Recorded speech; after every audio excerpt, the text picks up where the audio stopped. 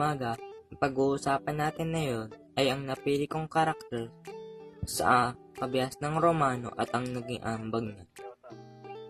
Si Julius Caesar, isang Romanong sundalo at political leader na nagmula sa pamilyang patrician. Siya ay namuno noong Oktubre 49 BC to Marso 15, 45 BC.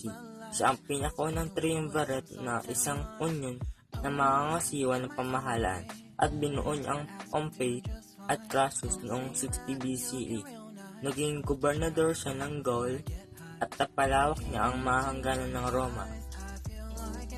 Naging tanyag siya dahil sa kanyang matagumpay at pinabalik siya ng mga saret na hindi kasama ang mga hukbo, ngunit hinabol sila at pinatay nito. Ginawang diktador sa kanyang pagbabalik sa Roma. Binawasan niya ang mga nakatira sa Italia at inayos niya ang pagbabayad ng buwis sa malalawigan at pinagbuti ang pamamahala. Pinasweldo rin niya ang kanyang mga matataas na sundalo at binigyan niya pa ng Roman citizenship ang mga nakatira sa Italia.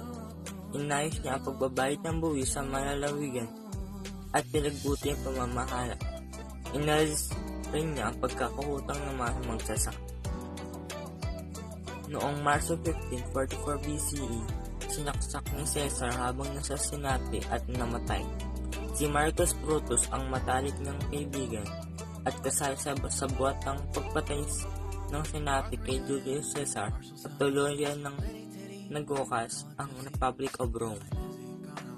Sinakop niya ang mga malalaking bahagi ng Asia at Europa at mahigpit na ipinapatupad ang mga nasa teritoryo ng mga batas na tulad ng pagpapatalsik ng mga hindi karapat-dapat na pinuno sa kanilang matangkul.